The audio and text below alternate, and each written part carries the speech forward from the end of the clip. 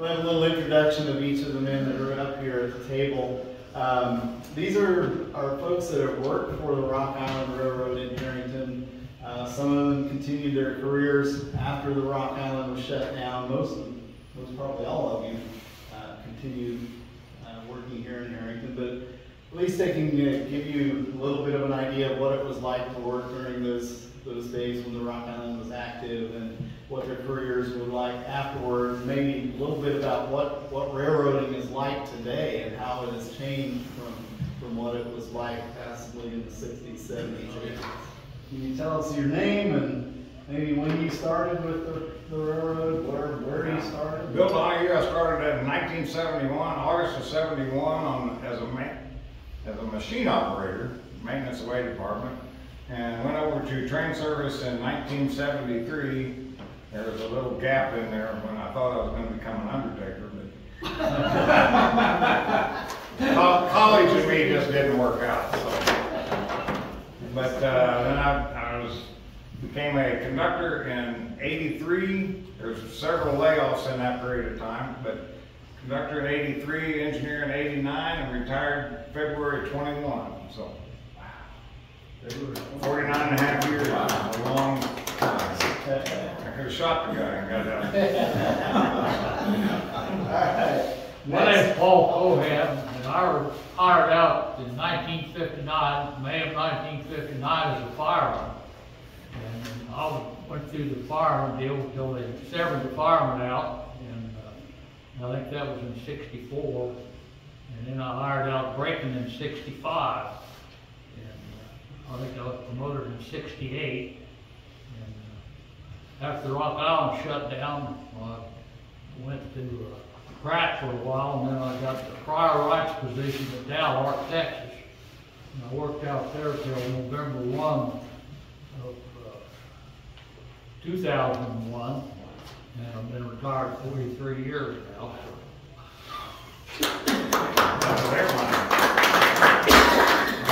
I had 42 years of experience. Okay. My name is Galen Snyder.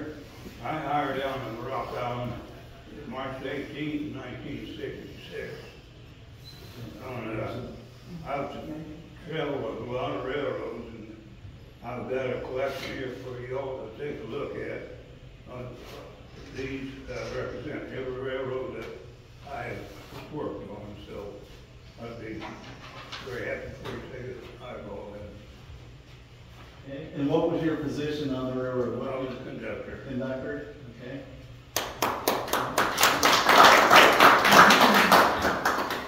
Earl?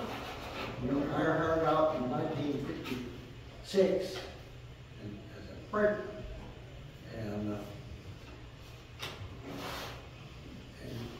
we worked the extra board for about 3 or 4 years, and then finally one of the guys says, "You need to get a uniform because your extra board is pretty long. 12, 15 people on the extra board, and none of them have a uniform.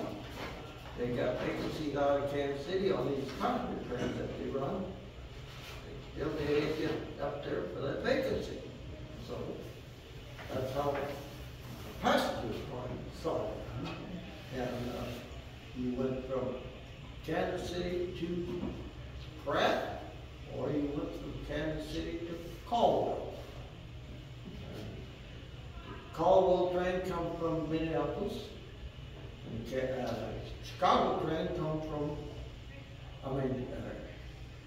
Chicago train went to California.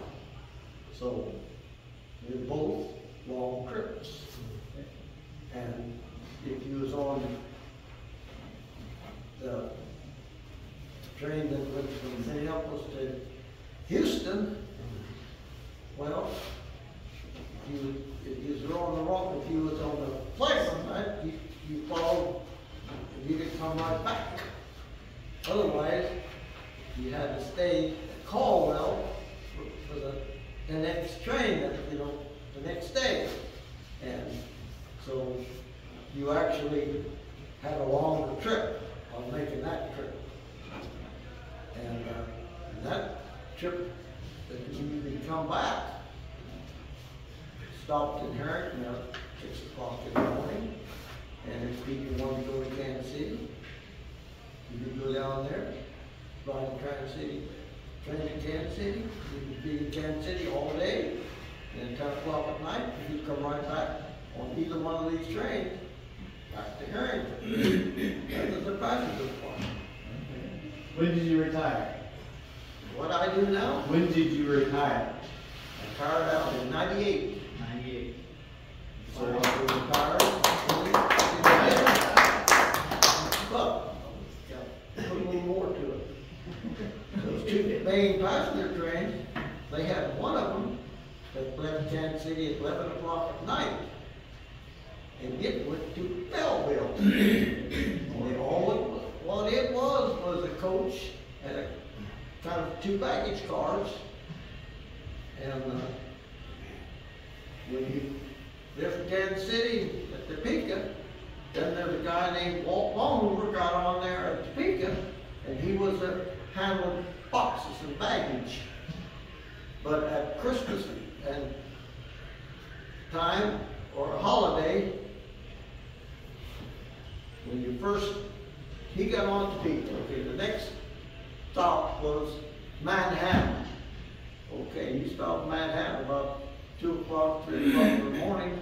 You go to the depot and unlock the door, slide that door over, come out with that steel-wheeled baggage car. You pull it up there, side of the door on the train, like the kind of car that's sitting over here, the baggage car. He'd load those boxes, whatever he had, for Manhattan. When he got unloaded, he'd pull that thing back to the depot, close the door, go to Play Center. The same thing.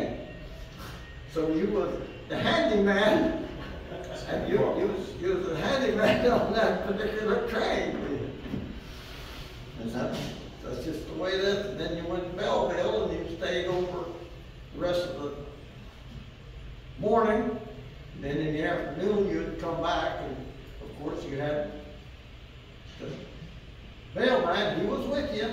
When you get to Topeka, well, he'd get off Topeka and you'd go on to Kansas City. That was your trip. So you started as brakeman, and you did your whole career as brakeman? No, I was conductor then. Later on, yeah. But if you was a conductor, then you was a passenger conductor, well, you was a conductor on these trains that went out of Kansas City, And one time we was going on the train going to Caldwell. 2 women gets on in Kansas City, and the conductor says, "You need to go up and tell these 2 women up there to turn their light off. It's 11 o'clock at night, Well, that lasted about 15 minutes. And then they'd have the light back. And you stopped at Topeka, it'd be the same damn way. They'd have the light on, and they'd be on, whatever. So, Herington the same way. When you stopped at Herington, it'd be dark for a little while, and then they'd have their light back on. It says, we're stopping this situation. Wichita. So, we pull up to Wichita. He has me a message. I throw it off to people in Wichita. The police moved the train at the train station, passenger station in Wichita. So, police come over there, and these 2 women that had the light on all the time, wouldn't listen. Off they go. So, when we leave Wichita then, he says, you go down this aisle, you get everybody's name and address that's in this coach. In case there's a suit. There was no suit about it. They was off, and they didn't do a thing about us responsible for pitching them off. being on the subject of passenger train, I worked the last passenger train out of here to Kansas City. We had A.J. Stitt for engineer, Leo Weber for fireman, Shorty Hilderman for head brakeman, the rear brakeman, Laura McIntyre was the conductor. You know, that was a fun experience for me because I had no clue in the world hanging off the back of that train to find out where I was at. So, anybody else have passenger train I experience? never worked passenger. I know. Stayed in freight service. Okay. I did work a little bit of passenger on the Santa Fe, Okay. on the Amtrak. And one of my first trips, I was wondering, because I had kind of a partway career in freight service by that time. I thought, how do these guys check for hot wheels and hot bearings on these passenger trains? So we're at St. John's, there's a big, huge corner, and I thought, well, I'm gonna stick my head out here. And my hat goes this way, and I'm about to get sucked out the window, and we were probably doing about 90 miles an hour at that time, and I said, well, I guess that's not the way they look, it's the hot wheels and hot bearings. But that was, I didn't have much passenger experience, but I did get to ride a little bit of passenger train as a flagman, so. We was on the way to George Adams, was my conductor on a caboose. And we looked at every curve and everything to find out if we had something wrong with it. And we had a high Q flow, and he says, see anything wrong? And I said, no. He says, go downstairs and open up the toilet and lift the lid up. I said, man, you're crazy. But come to find out, if you had a hot journal or a hot box, that fumes would come from under the train, and they would blow up in there where something's wrong, like you smell it. And that was crazy. But he thought it was kind of funny. You smell the toilet? I thought all these guys here was pulling my leg here. Yeah, go stick your head in the toilet. No.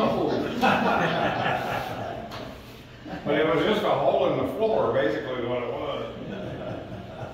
I worked a passenger train out of Kansas City one time. And that L.K. Brown was the engineer. We was coming through Bonner Springs, and I looked back there, and I could see smoke back there on one of them roller bearings on one of them passenger cars. It wasn't a passenger car, it happened to be an RPO car. Railroad Post Office. Anyway, I told the engineer, we got smoke back there on one of them cars. I thought, smoke, that's steam. I said, no, it's not steam, it looks like smoke. And anyway, he said, well, fine, you come over here and look at it. And he went over there and looked at it. He said, well, maybe we better slow down a little bit. And we got the warrants and stopped. And they had the maintenance people, we got hold of the maintenance people in Kansas City, they got the warrants, and they come out and they cooled it down somewhere, I don't remember. Anyway, we made it at Topeka, and they did the same thing at Topeka. And we brought it to, I think McFarland, we met somebody else, and they come down and cooled it off and come to Herington. As luck would have it, that was 39, when the 39 train going southwest out of Herington. The 40 was coming in there, and they had an extra RPO car on their train. So they took that RPO car off there and transferred the baggage over to that. Anyway, that's the last passenger train I worked.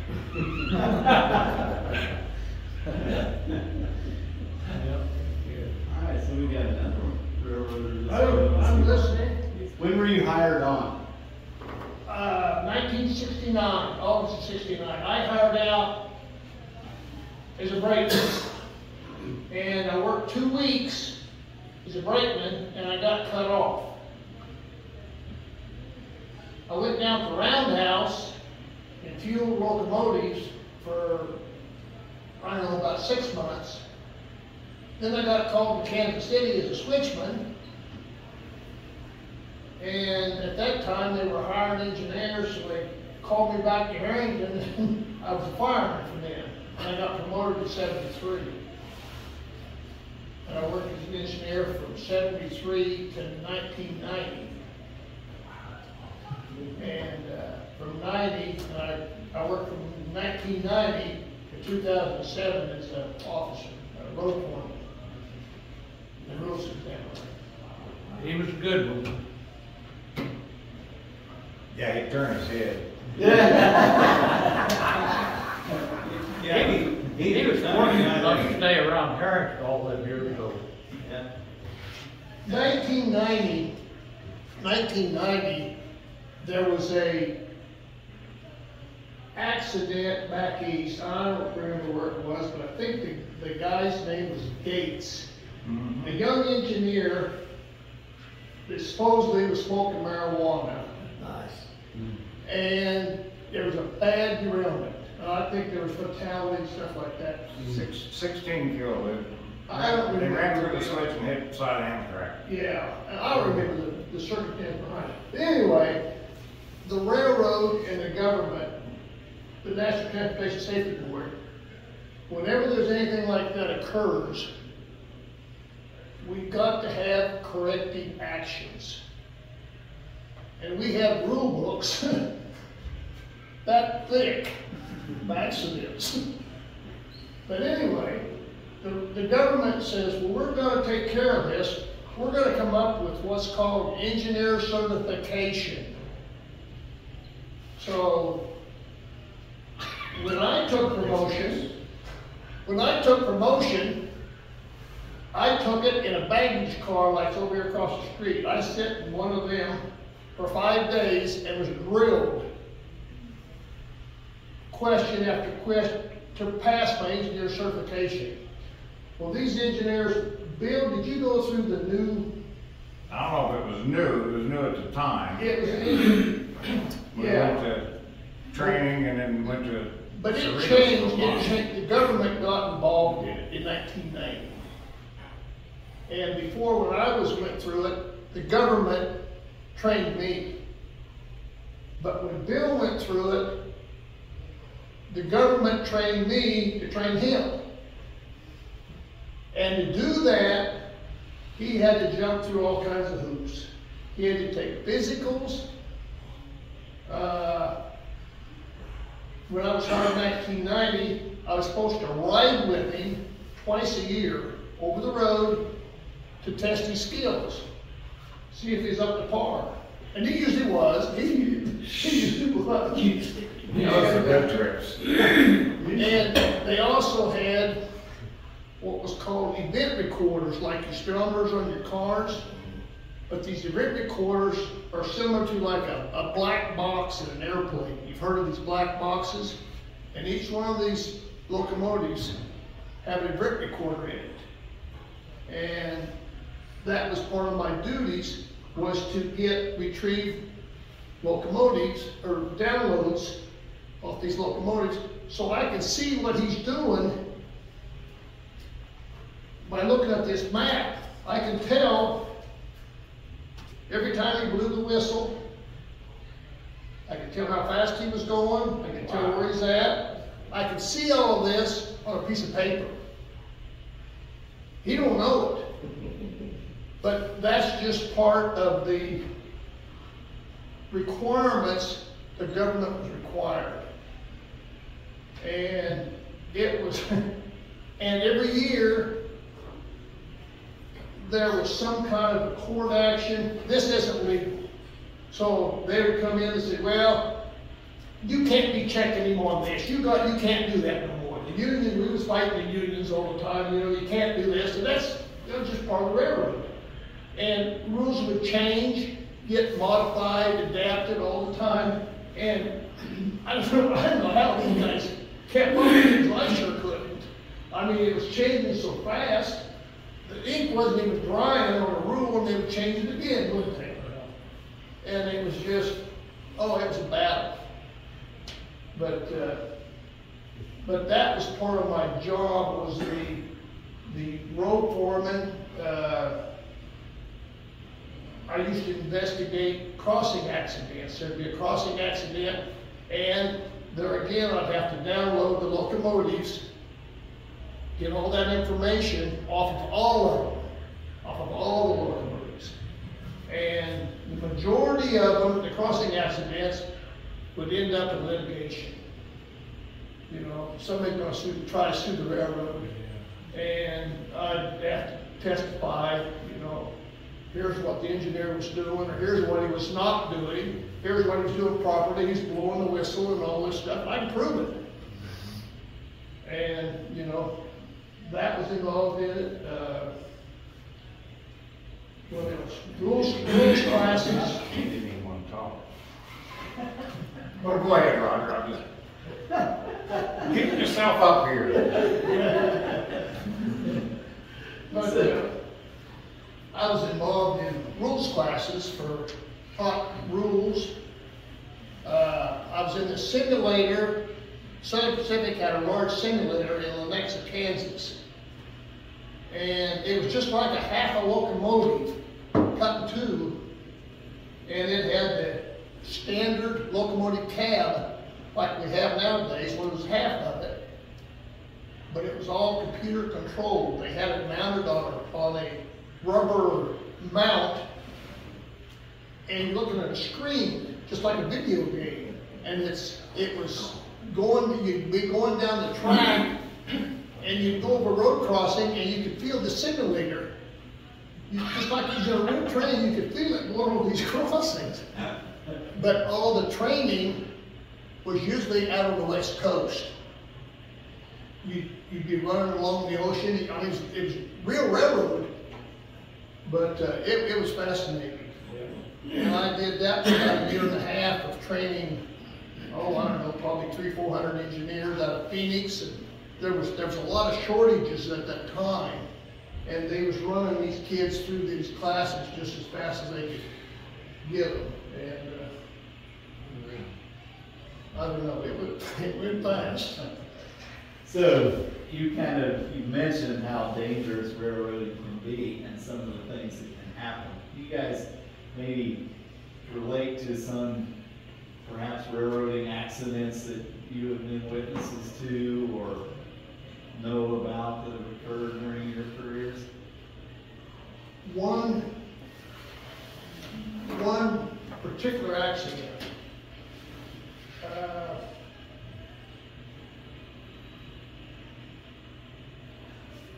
don't remember who the engineer was I was riding with. I had to ride with this engineer on this trip, take this trip with him. And I'm driving my car up to the Highway 4 overpass. That's where I'm going to get on this train. And I'm going to drive my car up there. I see this guy walking across the tracks, and his name was Cochan, Bill Cochan. And he was a head of the maintenance way. He was rebuilding the yard in Herington.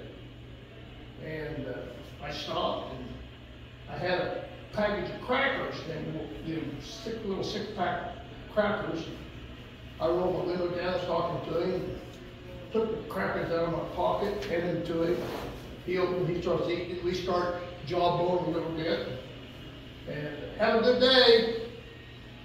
Went on about my business, went up and got on the train. I left town. We're going toward Kansas City. And I get about Dwight, Kansas.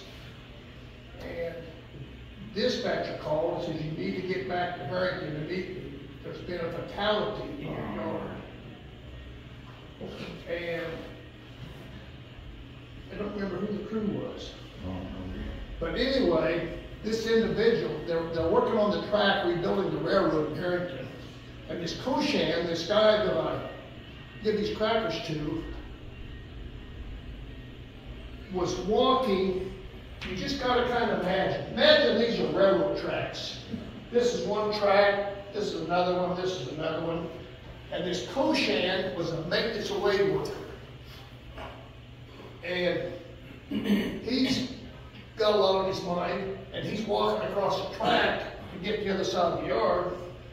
And what's happening, there's a crew down at this end of the yard shoveling a cut of cars. And we did a lot of stuff by radio. And you can look down this track, you can see a box car a mile away. You look down there, you don't see no box cars or nothing. And it was, a lot of it was radio controlled. Okay, come on, Bill Donahue, back him up, you're clear for 50. And he starts backing up. In the meantime, this Koshan's walking across the yard. With your crackers. Might be eating these crackers.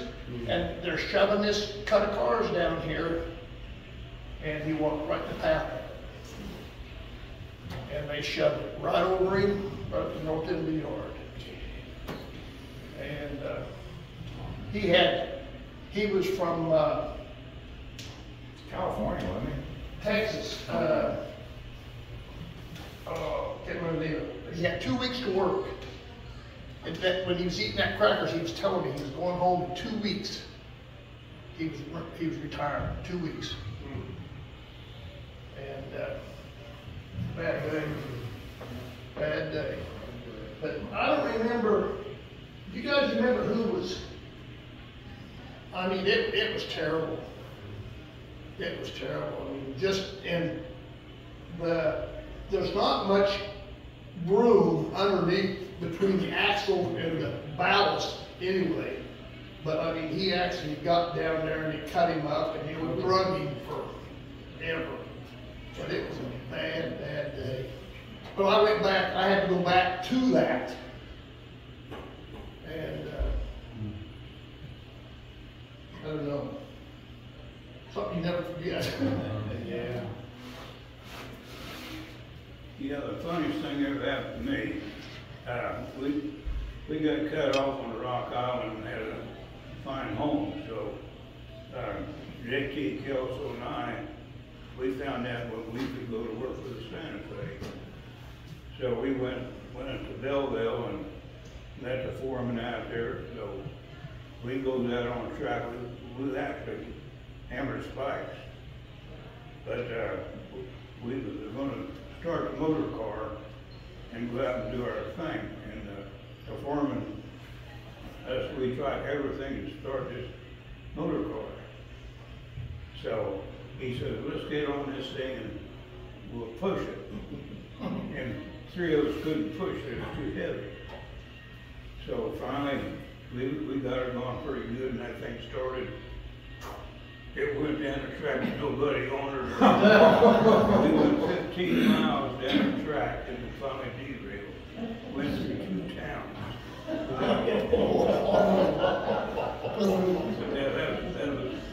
That's my experience for some fun.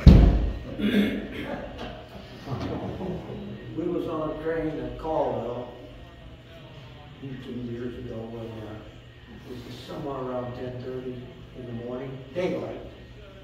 And I know Ted Lee was the head brakeman, and I was the rear brakeman, and Art Carver was the conductor. And at Caldwell, we didn't have no rain. It was sunshine. And it's a daylight train, so we're going to go to Herington. We get started, and there we go. We go past Wellington, and then it had shower there some places, Wellington. But we keep on going. We're going probably at least 50 miles an hour. We get to Riverdale. Riverdale's at the top of the hill. And you could see then that they had a good rain right in that community. Well, after you top that hill at Riverdale, the track had filled up a little bit, and they had enough rain that it washed the Herington ballast out from underneath those ties, and the engine of the 10 cars, they get across it, and then the train goes in emergency. Then the cars started going on this side of the track, that side of the track. We're still going around 40 or so miles an hour. driver says, we gotta get off this son of a bus. We're gonna turn over. We go through the back end. The caboose rolls 2 more cars after we jump off, and that's when the last car stopped. And then probably 25 or 30 on that side of the track, and the same way on this other side of the track. We are derailed, big time.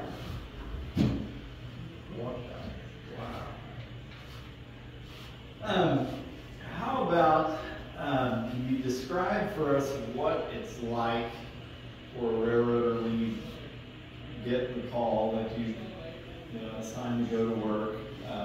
How much time do you have to get there? What's your routine? What do you take with you? How long is your typical run? How long before you get home?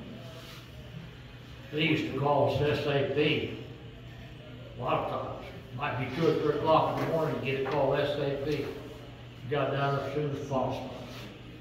And then we started getting an hour call, and then, what are they, 2-hour calls 2 hour now? now. They get 2-hour calls now. But we, back in the Rock Island, we had some excellent, chief clerks and stuff down there that made the calls for the crews. They was good enough and kind enough. Like us, we used to do a lot of camping, and we'd go to Council Grove, and either Bob Nuss or one of the clerks, they would actually get in their car and drive over to the lake and tell us we're gonna get called at a certain time. So he would go home, and then of course, you know, we was gonna get called at that time, which we did. But then they was railroad men. They treated everybody very fair. I'm gonna have to dispute that one. I got a period of time, 60 days at that time, to get over a derailment. If you didn't, within 60 days, if you didn't get fired or laid off, you might continue to have a career. And on my 60th day, my brother was getting married. And Johnny Garber was the head, he was a crew caller, clerk, whatever. And Johnny's going to the wedding. And I said, Johnny, I need to get off for my brother's wedding. He said, you can't do it. Sorry. I said, what do you mean you can't do it? I gotta go to my brother's wedding. I'm in the wedding party. I'm sorry, you can't get off unless you need to talk to the train master. I said, okay, where's the train master? He said, Chicago. So I think Marvin Henke came on in the afternoon. I called up, I went down there, Marvin, I need to go out for my brother's funeral, or wedding. Same difference. They probably wouldn't let me off for his funeral either. But Marvin said, okay. But Johnny was a different breed. Yeah. Lived across the street from him. He was the greatest guy in the world until I got to working on the railroad. Then he became a real, well, I can't say that. So did he go to the wedding? Yes. He went to the He wedding? was, I did get to go. Oh, you did, okay. Yeah, and Johnny was there, so, but it was just, no, can't let you off. That's funny. It was right on my 60th day, too. And I couldn't really fight him too much at that time, so. But, yeah, that was, so I'll have to dispute. Most of them were pretty good. Johnny was a piece of work, and he was my neighbor. So then how long were you out before you got to come home? What was the typical? 36 to 48 hours usually. It's the way it is pretty much now. You know, it's about a 12-hour trip. No matter where you're going, you're on duty. 12 hours you get to hog log, and so they've got just about. The worst thing you hate to hear is you're coming into Kansas City and you've had a really, really good trip, and they say, when's your time up? Because you know you're about to sit in a hole for a long time. And it might be 6, 7, 8 hours. I have sat for long periods of time just waiting to get into the yard, and for no good reason it seemed like, but it's going to use your 12 hours up, and then you get anywhere from 10 to 18. After 16 hours, you go on what they call held away from home terminal, and so then they start paying you again. But yeah, you could be out there 12 hours going, 12 hours coming back, and anywhere from 10 to 16, 18 hours away from home. So that was what it was like when I last worked on the road. So it's probably. They didn't have crew change companies back then when you were working? Or would they come out in don't they come out in vans now and change it wherever you stop? Kinda. I don't know how it is now. I don't either. But it didn't, I mean, sometimes if they come out to dog catch, if your time was up, they might have to come out to what they call dog catch. You know, you send a crew out to finish your trip. Okay. 93, well, it wasn't 93. Roger, when did the UP take over? 80, 91, 92? 87. 87, they took, that was during the meltdown? I think so, yeah. I don't know. I'm not sure. I thought it was later than that. Could have been. Yeah, but anyway, during the meltdown, I got a train out of, I think I went to Maple Hill to pick it up. And I got on the train at Maple Hill, and I had like 10 hours left to Maple Hill because we messed around the yard and we got there. And I took it to milepost 94, what they call the waterworks. And I got off that train after a period of time because my hours was off. This is like, it'd take 3 days sometime to get a train from Herington to Kansas City during the meltdown. And so I got off that train. I went to Kansas, they took me on to Kansas City. I got my rest. I think I was there for about 12 hours. I got called to go dog catch, because that's about what everybody did out of Kansas. You do at least 1 or 2 dog catch. I went back and got on that same train, and I made it to Lawrence before in my 12-hour period.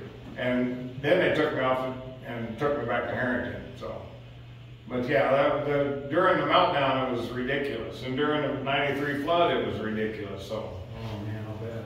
yeah, it was a lot of fun. I took the last train out of Kansas City in the '93 flood. They were waiting to cut the rails behind me to set up the barricade.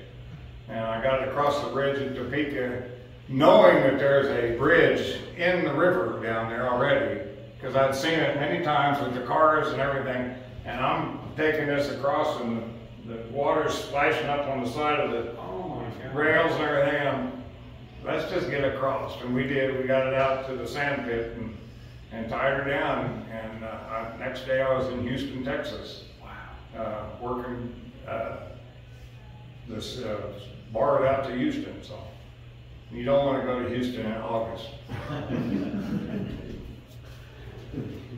Okay, one question that we asked last time. Tell us a little bit about the power that you use on trains. What was maybe one of the best locomotives that you had experience with, and maybe what was one of the worst? Well, one of the worst engines that we had got the new 200s, and we was going to try a 200 car. I remember that. out of Herington going south to Caldwell. So we started up the hill, and it's pretty good grade, and we had all the sand under. We could put it under the wheels and feet and split them. Well, that didn't work.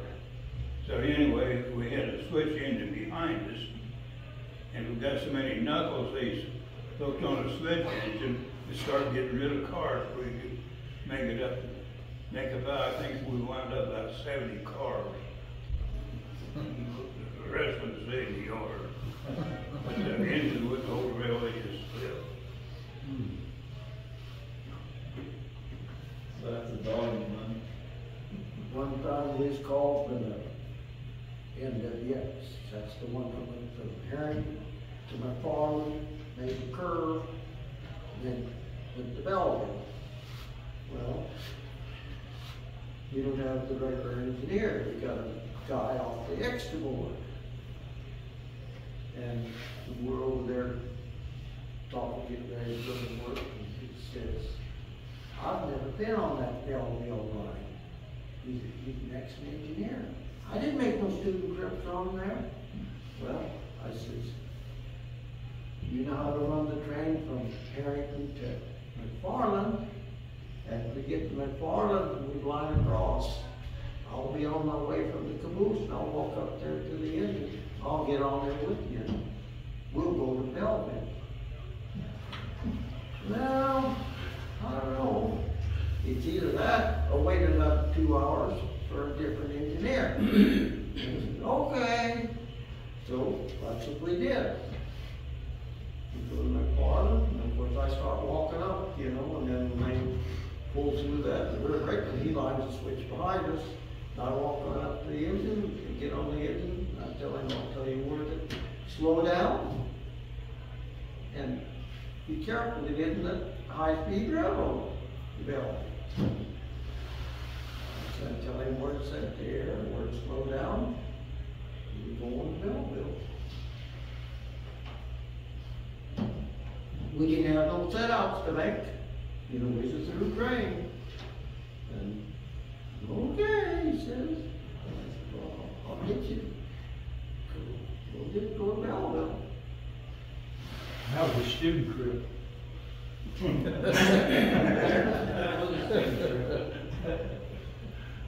The best locomotive I ever got to ride, I didn't get to drive it because when the big boy came through across here, I got a cab ride on that thing from Abilene to Salina. And that was, you could have shot me after that. My life was complete. And a steam engine under full working power, that's a piece of machinery. Were any of you guys on the trains that went through the winters of '73 with the big, huge snows? Probably. We was here, I mean, we was working. Yeah. I remember coming out of Kansas City one time, we had like 11 inches of snow coming up the hill. And I went through Dwight, because I don't know what color this, they told me I was gonna have green signals all the way to Herington because I'm gonna be the snowplow. And I went through Dwight and my whistle went. The headlight was covered with snow. I couldn't see out the windows and I wasn't about to stick my head out. I learned that on the Santa Fe down in St. John. I don't remember what year it was Howard Graves was the conductor. We was going to St. Joe, Missouri, and we was pushing a snowplow to St. Joe, and we got up around Holton up in there, and the snowplow, the snow was so deep, it derailed the snowplow. It took off like this, and it's probably 10, 11 o'clock at night, and we walked across the stubble pasture in the snow, and we spent the night on the farmer's back porch. That's where we slept. Until the next morning, they finally got help out there for us. We got snowed in our house over there east of the first, over by Manville. And you guys, hats off. I mean, there were 10 or 12 Rock Island locomotives and pushing snow. And you guys would back up, out of sight, clear out of sight. I walked up there a ways after the snow had stopped and watched you guys. It was just amazing. I could hear you coming, and you hit that snow, and 8 or 10 of those locomotives just disappeared. And then you'd stop, and then you'd back up. I don't know how long it took you to get through a mile, but that was no plow in front. You guys were pushing it with the plows on the front of the most amazing thing I'd ever seen. I worked in Lyman, Colorado for a little while during one of my layoffs, and they had pictures up there in the depot of this, and that's what they kept doing. And they put cigarettes in the places, so when they'd hit it again, they'd say, "Oh, we moved it a foot." And they kept back. They only had 2 engines though, and finally they got in there and they couldn't back it out, and so they had to cut them out of the cab to get the guys out of the cab. So. It was a place called Spring Cut. I'll never forget that little place because I thought, I want to do that. I think that'd be fun. There had to have been 8 to 10 locomotives on that train. And it was the first train that went through, I don't know how many hours, because we were snowed in. And then after a while, after 2 or 3 hours of this business, you hooked up to the whole train. You didn't have the whole train on the back. cut it off. And then they hooked up, I guess, because it just looked like powered a few cars, just back and forth. There was a lot of cuts on that St. Joe line where in the winter months, we could stick your hand out the cab of the window and snow that deep. Wow. Yeah. A lot of cuts. Yeah, that was amazing. One of the most amazing, besides the rotary snow power, really neat. There was a picture in the depot at Clay Center, Kansas. At that time, I think it was Stutz, was the operator there, but he had a picture on the depot wall. And in 1958, there was a passenger train stuck in a snowdrift at Meade, and they completely lost it. Remember that? Yeah. And a Kramer, Martha Kramer, or Bob Kramer's dad was an engineer. Martha Kramer's dad was an engineer on that. But they finally found it. They had the National Guard out there with sticks, sticking them down in the snow, and they finally found the train. And they dug it out. I mean, they found them, and there was one fatality on that. It was a diabetic, and she was the only fatality on there after they finally. But I forget. I was out in there for like 3 days, but they couldn't find it. Wow. And it was stuck in that. It just completely covered up with snow. There was a picture of it. The whole cut was covered. Yeah, the whole cut was covered. That friend running a dozer across there, he crossed it. He said he Dozer? did. Yeah. Went across the top of the train. I would think that'd be about the most miserable time. You didn't know it was there. You didn't know it was there. They also ran a series of school buses out there to bus everyone back. Yeah. Pulled it some distance, I guess, with the, I think they had a tank. Wasn't it a military tank or something that they ran out there? I don't remember He was on dozer. But they had, you talk about cuts. I mean, when it snowed, the cuts were usually filled up with snow. It hit them, and it's just like dark immediately. All the windows are covered up. You're in the dark, and pretty soon it would go away. But I think in 73, 74, there's actually windows pushed out of the cab. I mean, it knocked the windows out of the cab. Once you hit them, the pressure was so much. The snow coming to I bet that was the year I'm thinking about. It was massive. Yeah. But out there, these guys worked that territory out around Liberal. The Kismet cuts. That passenger train gets stuck in there for days. Yeah. But they actually had one of these big earth movers that would go up. It was stationed right there in that cut. And that earth mover, that big machine, would go down one side of this cut one year, and the next year, they'd bring him up and he'd go down the other side of the cut, just keeping this cut open with the dirt.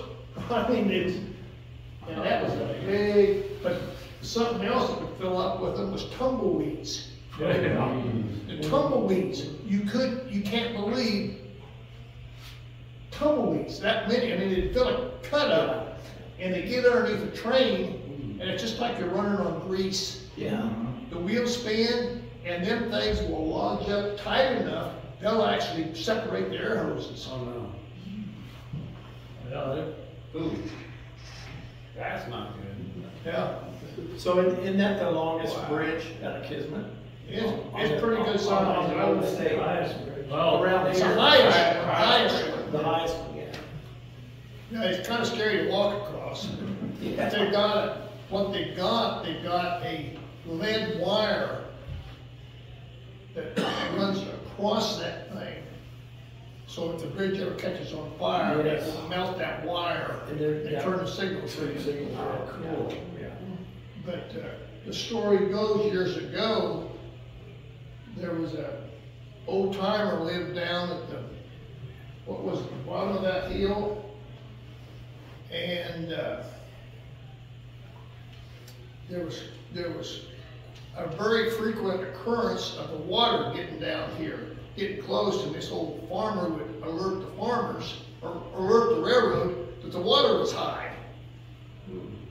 And he'd call the railroad and say, well, you might want to stop the trains, the water's high. Well, they got a new president of the railroad, and he says, don't pay attention. Don't pay attention. Don't even pay attention to that guy.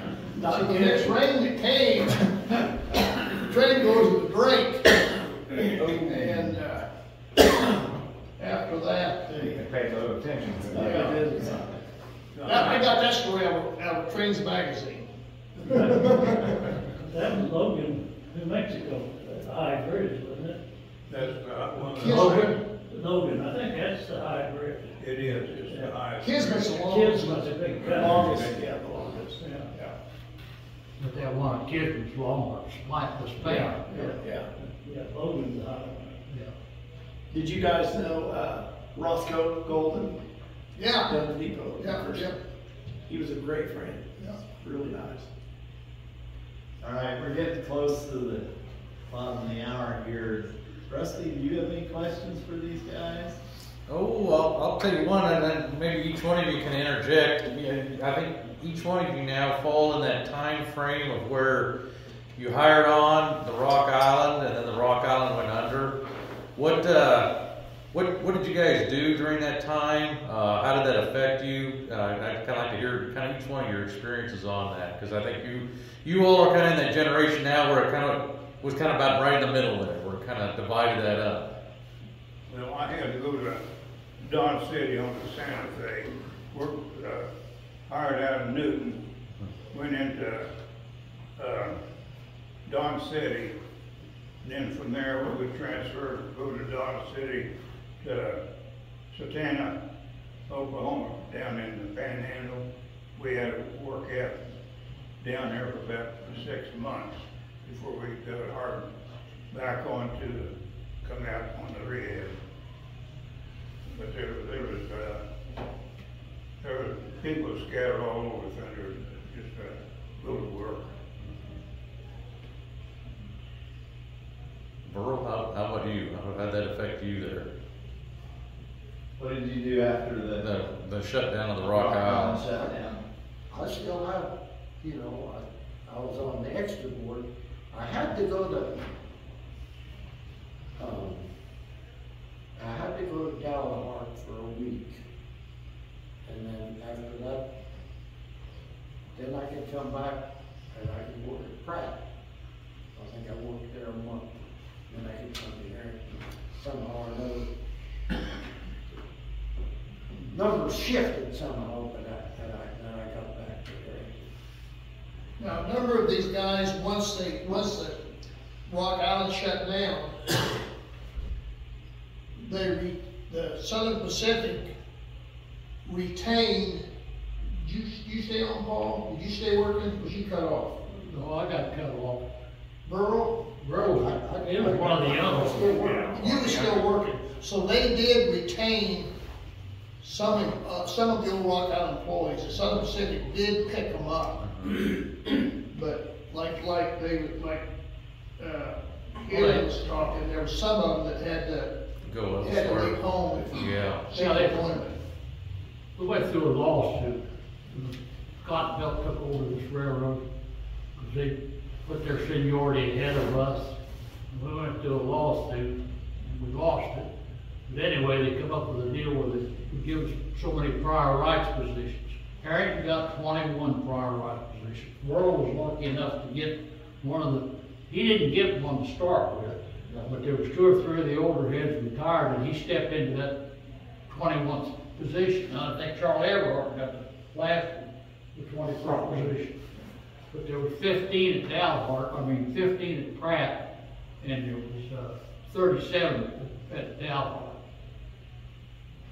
But I can't say, I had a good experience working out in Dalhart. We had good jobs. We had 244-mile run from Dalhart to Pratt. I went out there that was just run Liberal, and then Prattman who changed crews at the Liberal. Prattman and Dalhart changed crews at Liberal. And we go west 93 miles just a tubing carriage. Well, that all changed. wound up running 244 miles to Pratt. Had 298-mile runs, one to Childress, Texas, and one to Vaughn, New Mexico. They moved the tube carrying men to Dalhart, and we run from Vaughn to Dalhart to Vaughn, and the El Paso men come from El Paso to Vaughn. But I never did get a chance to come back there. I mean, I could have come back, but I've been working on me for God knows. And I've got no problem with that. I mean, like I say, I had a good job out there at Dalhart. Basically what Paul's talking about, when they shut the Rock Island down and the Southern Pacific took over, along with that went the depot. Southern Pacific didn't want anything to do with the Rock Island. Didn't want any of the Rock Island. And like I said, they cut the majority of them off, majority of these people off. And then they says, all right, we've got a bunch down in Pine Bluff, Arkansas. We got them down here. We want them guys up here working. We'll bring them guys up here. You guys just stay home. And that's what the lawsuit was all involved about. And it drug on and on and on. It was a very bitter time here in Yes, Herington for a while. was. Yeah. Well, it was a shorter distance, running trains from California up to El Paso, up to Kansas, towards going Kansas City or St. Louis, than it was down south to Texas and Pine Bluff, Arkansas, and then up to St. Louis. There's probably 200 miles shorter cutting across. That's part of the reason why. The Rock Island was booming. They used to have competition with the Santa Fe from Chicago to LA. And Rock Island always would win. Oh, the Golden State route's the shortest.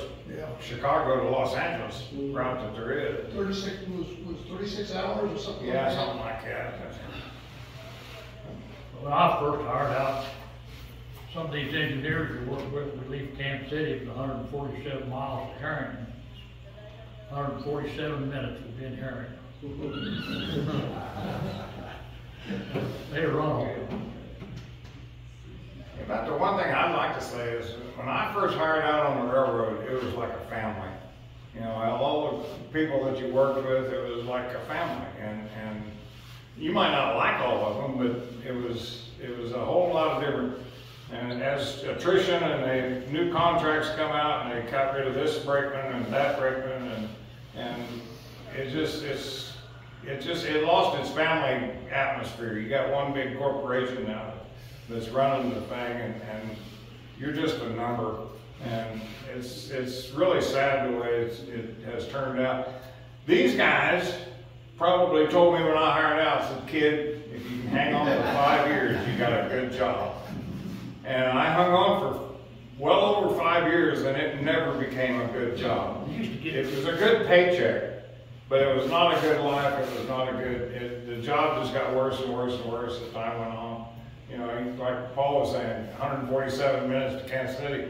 Now it's 147 hours to Kansas City. It's, you know, and they say they've improved it. Now we got average speed is like 18 miles an hour. You know, that's an improvement. Your trains are 18,000 foot long. They built 15,000 foot sidings. So there's a train you got to meet. It's the only place you can meet him, and he's leaving Kansas City. Great, I'm at Waldeck. So it's not near anything like. I've told everybody that said, hey, can I get a job on the railroad? I said, I wouldn't. I did it for 49 years. I ain't gonna do it. I would never do it again. You always. I think the worst thing was there's a regular person. You've got your daylight schedules and your night schedules. On the railroad, nights when you pull your shade, you're dead. I mean, there's a lot of times you want to get something going during the day, But you worked all night, you're too tired to do anything during the day, so you gotta go to bed. And you go to bed and you get hungry, you sit down to eat, you get tired. It's just, there was never a happy medium. Are they having trouble hiring engineers right now? Getting good engineers? Yeah, quite a bit. Because I know they've changed the rules a bunch where they don't give you much family time or sick time. Well, I think the big thing they're going through right now is, of course, we went through that whole PSR thing, and you've probably seen all that on the news and everything that went through that, and what that all entailed. And there again, that's big corporations dealing with that. They wanted to get down to X amount of numbers to kind of appease the shareholders and everything else, which was at the backs of everybody kind of working out here. And then they kind of, they knew it was going to be a short-term thing. They kind of cut and ran, and now here we kind of left with what we got. And the shippers are upset, and everybody's mad. And now the STBs come down and are trying to get an explanation of, why did you go from this amount of employees to this amount? Well, it was the pandemic. Well, then why did this start in 2019? Well, none of them can get a good answer for that. Well, we know what it is. So now to appease to them, they said, well, we want to see, especially that Martin Overman up there for the STB. He's been hot on them. He says, I want to see each one of you class ones, maybe 2,000 employees within this time. You need to get back up to those numbers, and we want to see that. So what they've been hiring, they've been trying to appease them really quick, and they've been running them through really quick. Even I can't imagine that many, or that little training for these guys, even for when I started, let alone to what we deal with out here. Because, we deal with a lot of big equipment, a lot of unforgiving equipment, and to see the training. The airlines are going through that with pilots. Yeah, right. And then there again, that's corporate America dealing with that. And most of them, like I always say, they don't know what me or you look like. They don't know what the Midwest looks like. They probably don't even know what a UP yellow locomotive looks like. They just see their numbers, and that's all they care about. And that's the modern railroad that we deal with. Two trains in one. 2 trains in one. That was their backdoor thing to get around the when we were fighting for the 2-man crew bill there. So that was their answer to it. Well, let's just marry up 2 trains together, and we'll eliminate 2 crews going out of here then. So that's what we got there. So whether it works or not, that's fine. You guys deal with it out there. So that's the doom and gloom of the modern railroad. So How long before the big passing rail sidings open? That hatch, north hatch. That'll be the end of May there. It's about 15,000 feet. Yeah, that's down there in Medora down That's there. something else. Yeah, Medora. When the UP wants to move mountains, they can move mountains. They can do it. If they don't want to do it, they ain't gonna do it. But that's an impressive siding they built down there. So but like Bill said too, they build them 15,000 foot siding. Here comes an 18,000 foot train. Now what are you gonna do? Well, you guys figure it out. I was sleeping here. This was well before they put their 2 to 1, but I was sleeping here and I kept listening to the dispatcher setting up, and I checked all the footage of the trains I was meeting and everything, and dear Margaret, bless her heart, but I could hear this train's coming into Waldeck, and that train's coming into Waldeck, and I'm too big. They're both too big for Waldeck, and I'm coming in behind them. And I know I'm too big for Waldeck. And so I made sure I left Ramona. And she said, Bill, you go here on Margaret. Bill, can you stop your train? I said, I got a no-way meet. I love the way I got a no-way meet going on at Waldeck. And I says, yes, I know. And yes, I can.